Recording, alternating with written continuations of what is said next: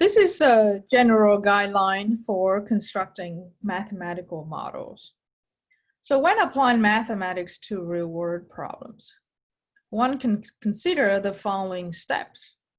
First, you need to identify the independent and the dependent variables. So once you identify independent and dependent variables, then you assign letters to represent them, right? Oftentimes, the independent variable in the differential equation is time. And then the next thing is you want to choose the units for other measurements for your variables to the appropriate units for those variables. Then the next step is you want to articulate some basic principles that go underline or governs the problem that you're investigating.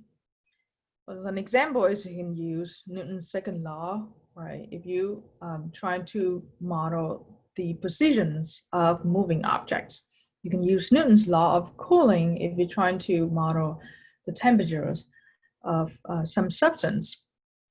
And you can use Hooke's laws if you're trying to measure the positions of springs, and so on and so forth. So use some principles that have known in that you can use with the directions of your investigations. One of the next step is once you identify your variables, once you identify the principles, then you express this principle or the law in step number 3 here in terms of the variables that you chose in step 1. Okay. So just want to line up your principle, the laws that you're using with the variables that you identify for your problem. If the units agree, then your equations, right, at least dimensionally consistent.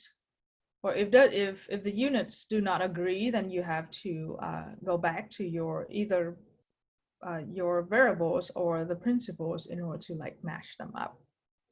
Make sure that all the units agree. Okay.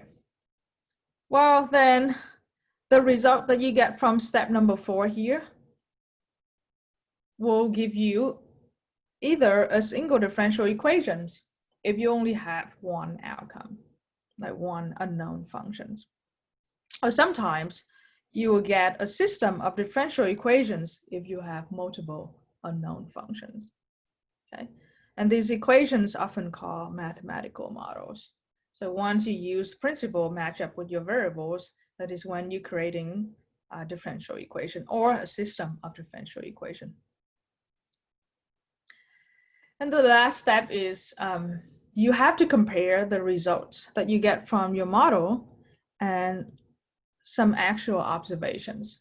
If the difference between the result from your model and actual observations is too big, too great, then you need to either consider to refine your model, adjust parameters, right, of the models, or make more careful observations, or make more observations, or more careful observation, or sometimes perhaps do both. Go back, adjust your model, make more careful observations. So then the difference between mathematical models and actual observation is not so big. Well, there's some remarks that you want to keep in mind when you use mathematics to model some natural phenomena. Well, there's always a trade-off between accuracy and simplicity. You want to build your model so it can be accurate, fit your actual observations, but at the same time, you want to keep your model simple, because the simpler your model is, the better, the easier you can adjust your model if you are running into errors, difference between models and actual observations. So keeping both like accuracy and simplicity are desirable. You have to like make a trade-off between the two. but the gain in one usually involves in the loss of the other. Okay. Well, sometimes even if the mathematical models is incomplete or inaccurate, right, when you compare it with actual observations, but it still, give you some directions, or we use some explanations of the qualitative features of the problems that you are tackling. So it gives some directions, some qualitative features under your investigations. Okay.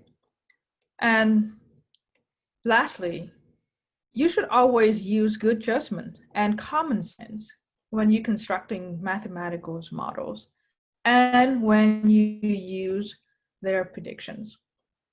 So you try your best to come up with some models that align with actual observations, right? But again, the observation that you're collecting is it can be called historical observations. You have to make sure that think about whether your models will be good, will be applicable when you apply those models in future observations. So it's always have good judgments, balance between the two.